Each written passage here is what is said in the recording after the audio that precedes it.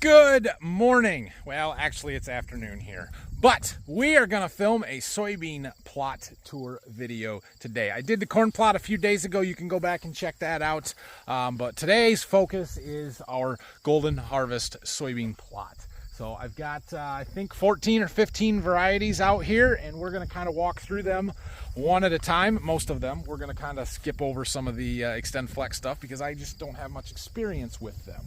But all in all, the Enlist and a couple of the Extend Flex, we can talk about them and tell you what I know.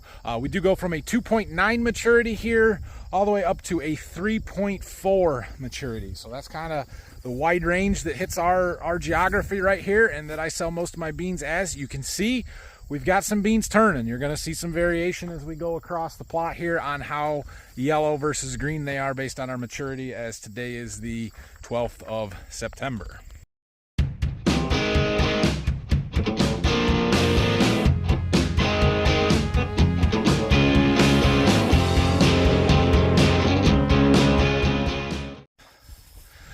Starting out on the ultra early side here for us is the GH2292E3. This is an Enlist bean. It is a 2.2 maturity, so that's what you will see. The first 2.2. And we can talk about soybean maturities, but essentially the smaller the number, the earlier they mature, the longer the number, the later they mature. It's not like corn where it's rated in days, although the corn days don't actually relate to days that it takes from planting to harvest. It's based on heat units to maturity. And anyway, point being, the smaller the number, the earlier the beans mature. This 2292 has been out for 2-3 years now. It has been a fantastic bean for me. So much so that we planted, every bean that we planted at Berkey this year is this 2.2. They have tremendous yield potential. They're very early, lets us get wheat planted early like we like to do, get started with harvest really timely. They're a little bit shorter. They're not a super tall bean. You can see they're only up to about the middle of my knee here.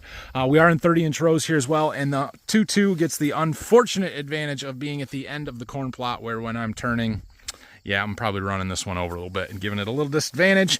I should have had another 20 feet of buffer in here and started the plot over one. So it probably isn't going to yield real well in the plot, but it doesn't stop me from planting it out in the field. It has excellent disease tolerance, sudden death tolerance, one of the better ones against white mold in our lineup, which is a big deal for us this year. We'll come out here and look a little bit, and you can see we've got lots of yellowing on the leaves, but potted up really well. These beans look good. They branch pretty well. I'm pretty happy with how they look.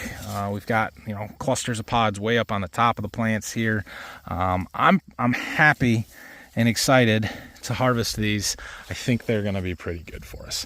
I do see a few that have died off there. It could be some Phytophthora. It could be some white mold. Like I said, this is a really good one against disease. It doesn't mean it's going to totally prevent it. It's almost impossible to totally prevent something with the pressures that we've had this year. Moving on to the 2463. Honestly, I don't know a ton about this one. It is a little bit taller. You can see right here is the split row. I don't know how well the height difference shows up on camera, but it is probably 4 to 6 inches taller than the 2.2.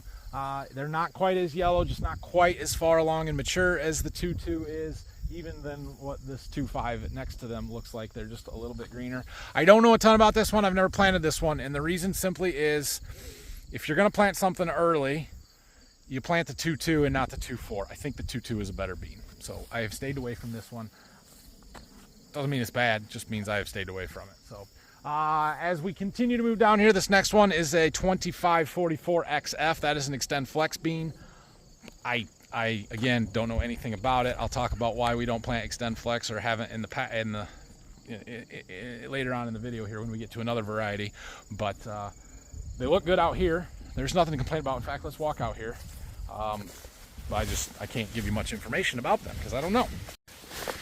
These are 30-inch rows. They have canopied really well. This is a very bushy bean. I like the looks of it. It's really branchy. Like, look, we got pods clear over here in the center of the row because of how much they have branched out off of that main stem there.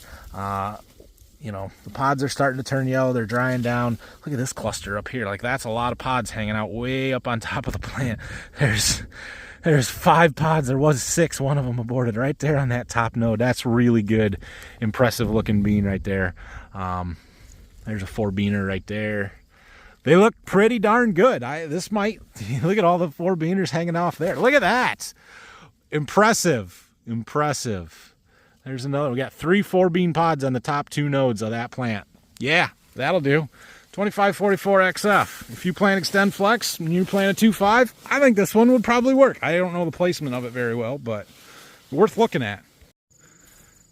All right, 2674 E3. So we talked in the corn plot about the B in the number, meaning that it's a new one for 2024. Well, in the soybeans, they made it a little easier. If it ends in a 4, it is a new launch for 2024. Likewise, 2544 is.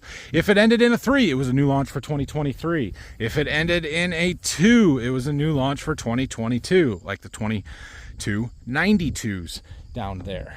Outside of that, doesn't matter. The next one here is 2610. That did not come out in 2020. Well, maybe it did, I don't know, but that wasn't really the numbering system at that point. So I don't know a lot about this 2674. This is the only look that I've had at it is in the plot here. Like I said, it is new for next year, but it is going to replace the 2505 that we've had in our lineup for a number of years that I have really liked. It's been a really good bean. So I'm hoping that this one is also a really good bean. I'm going to plant some of them next year.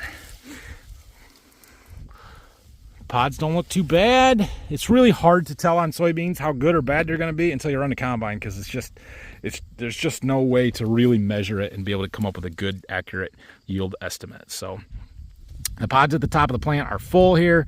You know, they're filling out. I don't see the 4-beaners here, but that doesn't really mean anything. One thing I do see right there, we have a little bit of pod feeding, likely from either stink bugs, bean beetles, could be grasshoppers. You can see we've got some holes in these leaves, some late season insect pressure.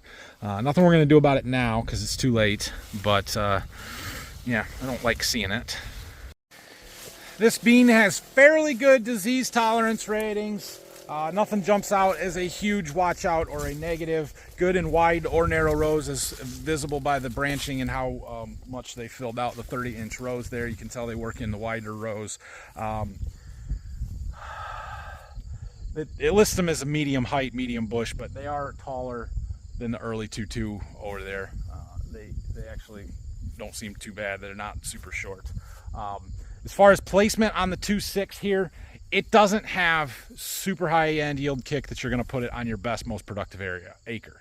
This is one that you want to put on your variable soils, put it on something that may be a little bit drought prone, more the marginal ground kind of bean. So that's one I think is going to fit our area really well, because we have a lot of marginal, not so great ground. Right here you can see a defining line between this next one. This next one is still a 2.6. Those are the same, technically the same maturity. But there's definitely a difference in them right now. The 2610, so this one has one claim to fame, one thing only that we worry about and reason to plant it, and that is that it has the Peking soybean cyst nematode resistance source. So almost every soybean in the lineup, in anybody's lineup, not just Golden Harvest, has one cyst nematode resistance. When you see this SCN on the sign, that stands for cyst nematode solutions there, and that is PI 88788. That's the resistance source in almost all the beans. This one happens to be Peking cyst resistance. There are a few varieties scattered through most companies' lineups that have that. They are very, very much more resistant to soybean cyst nematode than the PI 88788. I just can't make this one yield. It's a super small seed size. It never puts very big beans on, and I have a hard time getting it to perform well where we don't have cyst nematode pressure. If you have cyst nematode, plant it. If you don't plant this one. I don't plant that one. All right, 2.7 Extend Flex. This one's been out for a couple of years. I have zero experience with it because I've not planted that 2.7 Extend Flex. They look really good. They don't look as good as the 2.8 Extend Flex that we have. The next one down there, but I'm sure that there is a fit. I just don't know it. We're going to focus on this one here, though. 2814, new for 24 E3S. This is an enlist bean at a 2.8. So we have had a 2818 in our lineup for a number of years. It's been fairly consistent, doesn't have the best seed quality on it, but it's yielded pretty well. The 2814 is going to replace that. You can see we're not nearly as mature here. They're much greener, just starting to turn yellow, but they are starting to turn yellow. These are very branchy. They're hard to walk through out here in 30-inch rows, and they look super promising. Lots of pods. Now, they're not 4-bean pods. They're 3s, they're 2s. A lot of 2s, especially on the lower ones, but that is a result of our dry stress that we had early. And as you move up the plant, you see more 3s and 4s up towards the top because we had better weather conditions towards the end of the grain fill period or end of the pod set time. So that's not a genetic thing. That's just the weather conditions that we had this year. I don't see many dead ones out here. I don't see any white mold. I don't see any phytophthora or sudden death or anything like that that gives me concern. I am super excited about this one. If this isn't the top selling bean in my lineup this year for my dealership, I will be sort of surprised. The issue on this one, and I can kind of see it by the fact that I can't walk down these 30-inch rows, is that they tend to lean over. The standability isn't the best on them. I don't worry about that a ton unless they're going to get super tall and fall over where it's causing problems. They generally lean into each other, and you can get them in the bean head and combine them just fine. It's not like they're going to go flat right on the ground. So we'll see when we harvest them, but right now I am pretty high on the 2814. I think that's going to be an awesome soybean for us. Next up, we have another Extend Flex, the 2884. It's an Extend Flex. We had a Super 2.8 before. This is the new one. If it's better than that one, it's a good bean. It is tall. You can see that compared to this next one here. There's a big height difference there. Big, tall, bushy plant. Well, I like that. As we move on here, 2922 E3. This was my top selling bean this year, the 2922. This one has been fantastic. It's a little bit shorter, also a little bit earlier than that 2.8. We're a little more yellow. We can see this strip pretty clearly defined here. We have the unfortunateness of some sprayer tracks in this particular strip, which may affect the yield. It's part of growing soybeans and having a plot. There's nothing I can do about it. This one is a very, very good defensive package on this bean. Excellent disease resistance, good against Phytophthora, good against white mold. Well, yeah, white mold, sudden death especially. We've had good luck with this bean because it can go basically anywhere. It's got excellent emergence. It's good for planting early into those cooler soils like I like to do with some of our early planted beans. I'm a big fan of this 2.9. You know, that said, we'll see what the 2.8 down there does to this one's market share. I think it's going to steal some of it. Here we have the 3023 XF. Now these ones look rough right here on the end, but you got to get out there past. Sometimes this corner right here gets a little bit over applied on chemicals. Its ends, it's not a real good spot until you get walked out there a little ways to really get a good look at it. So pretty unfortunate placement for it. Again, it's an Extend Flex. I don't plant them. I don't know much about it. The 3043, this was new last year. I have some of these growing this year, and while I was pretty excited about them, I have softened a little bit on my stance here. This one does not have great white mold tolerance. You can see a dead plant right here, likely from white mold.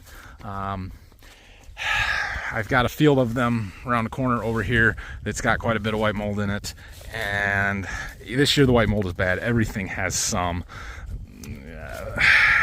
Is what it is. I think it's a really good bean in the absence of that, and if we could find another way to kind of control the white mold, that would be good. Like I said, you walk out here where we get off of those ends where they're no good there. They actually look really good out here. I'm pretty happy with them. Just a few dead plants here and there, which we don't like to see. So we'll see. You know, right there we got a big 4-bean pod. That looks nice. There's some potential here. We'll see. Well, we will see. As we walk back down to the end here, we get down to our 3132. This one is very similar to the 2922. They came out the same time, the same year, and basically the only difference in them is a little bit of maturity. This one's just a touch fuller season. Might have just a touch more top-end yield potential, but that's probably due to the maturity more than anything. You can see they got hurt here on the end again too, but they're potted up really well. And where there's not as much foliage, you can really see the pods on that main stem. These just didn't branch as much as when you walk out there a little ways. So again, I've really liked this. Was my second highest selling bean this year. They've been excellent for me. and they're still going to be a consistent performer that we're going to sell a lot of this year. So I like the 3132. All right, now we come to a 3-1 bean Extend Flex that I actually do know a little bit about, the 3192. This bean is the tallest, bushiest, biggest plant type of anything in our lineup. It seems like it just looks fantastic. If you plant Extend Flex, I know this one has performed extremely well. Actually, out at the Precision Planting Farm where I'm heading tomorrow, they've planted this one a lot and had this go well over 100 bushels. So it is possible, and this bean, I mean, they just, oh. Some days I wish I planted Extend Flex with some of these varieties just because I've seen them out here and like, man, that one looks really good. But then my Enlist beans do really good too. But here we got some 4-beaners up here. Yeah, this bean's nice. It's really nice. I know we're kind of cruising through these a little bit faster than we did the corn. That's because they're all soybeans. They all look about the same. There's just not a lot you can talk about. There's just the differences between them are slight. They're not as substantial, and there's not as much there as there is with the corn. So we are getting down to the end of it. We got 2 more here. 3373. This one I'm probably more excited about than anything else in our lineup. It was new for 23 here this year. This is the first year I've got it out. This is the one that I've got planted up in my high yield situation, and there is white mold in it. Fairly significant white mold, but again, it's in everything this year. So I'm not going to hold it against the bean. They have looked fantastic almost all year until the last week or so here. And I know we got to get to the finish line, and they've got to finish strong, but when everything's got it, you can't hold it against the bean. So I think this one is fantastic. I think the yield potential on it is the best of anything in our lineup that we have talked about thus far. And it's one that you can really push and see what is possible with your bean yields. So really like the 3373s, and at 3.3 that's pushing the maturity for me about as far as we want to go. We have planted some 3.4s in the past, but this was the full season I planted this year. Again, we're seeing similar things that we have across most of the plot. We've got really good branching. We've got lots of pods down low. They're just a lot of 2-bean pods. They're a little bit smaller. Now, these are still filling out because they're fuller season. They're not ready to mature and dry down like some of the earlier ones are. But lots of small pods on the bottom, bigger pods on the top where we had more moisture towards the end of the growing period, and they were able to fill out better. But these ones still got a little ways to go. A little rain would help and keep them growing and filling those pods out to get bigger bean size, and that is a critical component in bean yield. You can see we've got some Japanese beetles out here. We do have some insect pressure. It's still here. A hard frost would finish those insects off. It'd finish the beans off pretty quick too, so let's not do that just yet. All right, now the last one we're going to talk about here is the 3442 XF. And I know I haven't talked about much of the XF, but here's the difference, right? So Enlist versus Extend Flex, what's the difference? Well, it's what herbicides they are resistant to. So the Enlist is resistant to Enlist herbicide, which is a 2,4-D choline. It kills broadleaf weeds and does not kill Enlist soybeans. They're also resistant to glyphosate and glufosinate, which is Roundup and Liberty, but both Extend Flex and Enlist are resistant to Roundup and Liberty. So that's not the difference. The difference is the Enlist is resistant to Enlist herbicide, 2,4-D. The Extend Flex is resistant to dicamba or Ingenia Extendamax, which when we planted Extend beans before the Extend Flex, before Enlist was out, we used a little bit of that. Has tremendous potential to move and to damage non-Extend Flex or Extend soybeans. There's a huge liability with that, and that's why in my area there's very few Extend Flex beans grown. I did not sell a bag of Extend Flex beans last year. Every one of my customers wanted Enlist. So that's just the market that we're in here. That's why I don't deal with the Extend Flex, because I have very few people that will actually plant them and want them because they're too afraid, rightfully so, of spraying the dicamba products in season in the crops where it has the potential to volatilize, drift, move over to a neighboring field that would be an Enlist field and ding their soybeans and kill them. The Enlist while not totally safe and stable and not going to move, is much less likely to do so and is a safer chemistry to spray without the risk of damaging somebody else's soybeans in a neighboring field.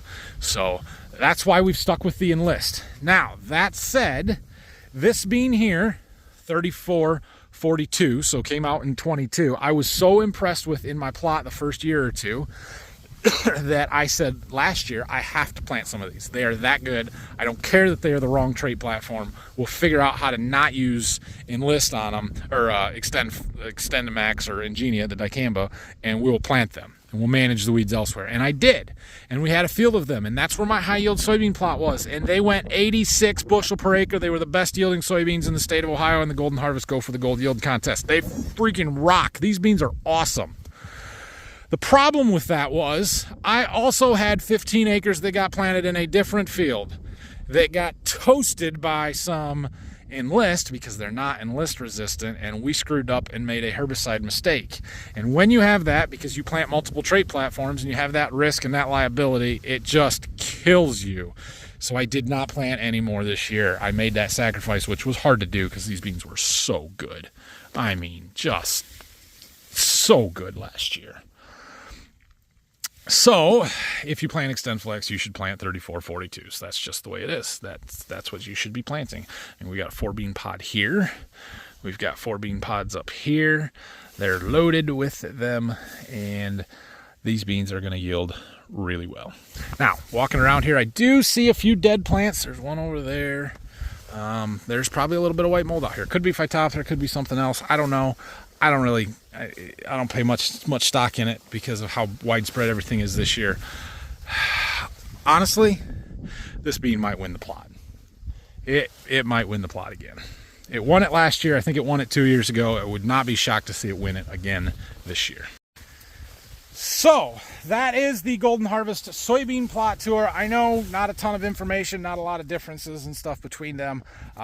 For me, for my customers, for the Enlist side of stuff, the beans that we need to be focusing on, I believe, are the 2.6, 2647, the 2.8, 2814, the 3.3, 3373, and then we can kind of pick one of the 2.9, the 3.0, the 3.1, whatever we need to kind of fill in the gap in between there.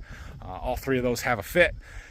The 2.9 and the 3.1 kind of go anywhere. The 3.0 on the non-white mold acre, we can manage those in there. I think they're going to be pretty good. So that's what I've got out here. I do have on this side some starter trials with putting on sulfur in furrow, or not in furrow, sulfur 2x2, using my pop-up in furrow and trying to see if we have any difference between those, one, the other, or both. On this side, we have some population trials. If I can find my flags, I'll try and find the strip that I planted at 60,000 and show you one of those plants versus one that was planted at 100 or 140,000. So, but I'll have to do some searching to find the flags. All right, I found the 60K trial. It is right here. So I kind of walked out here a little ways, and we'll look down, and you can see we've got quite a bit of space between the plants. And we have quite massive stems on here, branched out really well, potted up right down to the ground, which may be a problem, but let's see if we can pull one of these out. Fortunately, we've got some moisture in our soil.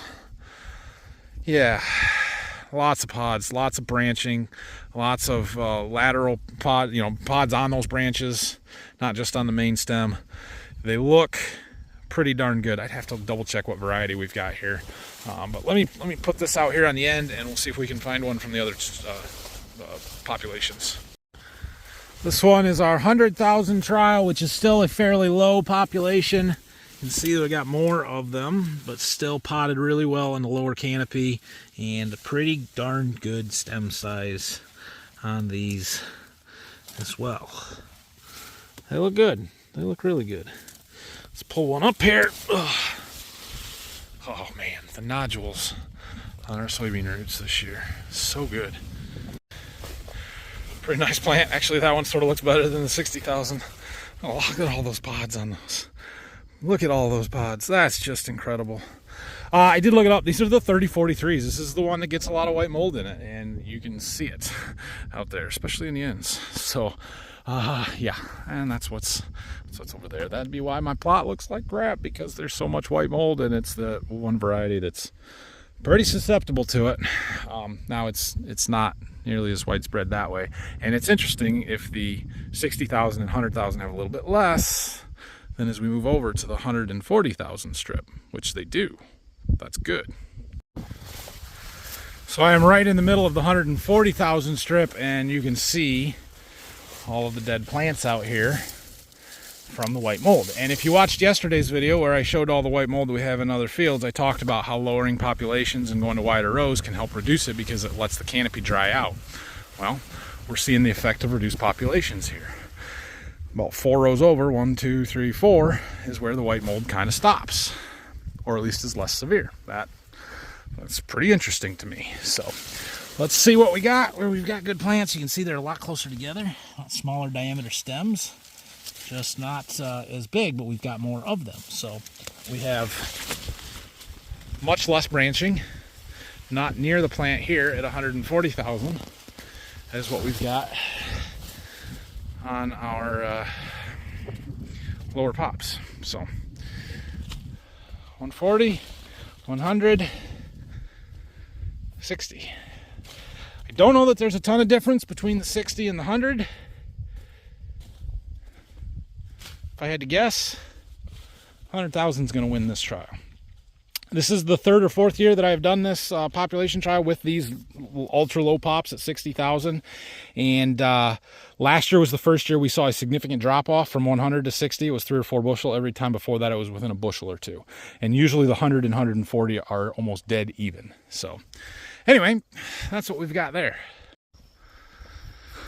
Oh, we'll just walk down here a little bit and look at all the dead beans from the white mold. These pockets have been some of the worst from the first time that I could see stuff, and I kind of attributed it to the fact that this seed was likely not treated with heads up because it's in the plot field. It's the leftover plot seed kind of stuff.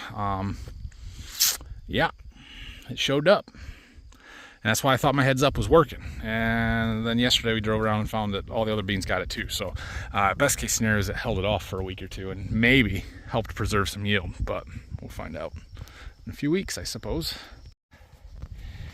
Thanks for watching this one. If you have some interest in Golden Harvest beans or corn, if you are anywhere remotely local to me, please send me an email, reach out one way or another, and I would be happy to help you look at stuff and talk about the options. Golden Harvest has some very, very attractive programs right now to get seed for next year at a reasonable cost. Excellent financing program if that's something that interests you, so I can help you out with that stuff. If you are not local to me, find your local Golden Harvest seed advisor. You can reach out to me and I can help you locate somebody probably, and just tell them that I sent you. So as always, Golden Harvest, here's your free one. I suppose you don't have to pay me because I'm giving it to you for free, but seems like a natural partnership here if you ask me. I wear your shirts a lot. Anyway, thanks everybody for watching this one. We will see you later. Have a great night.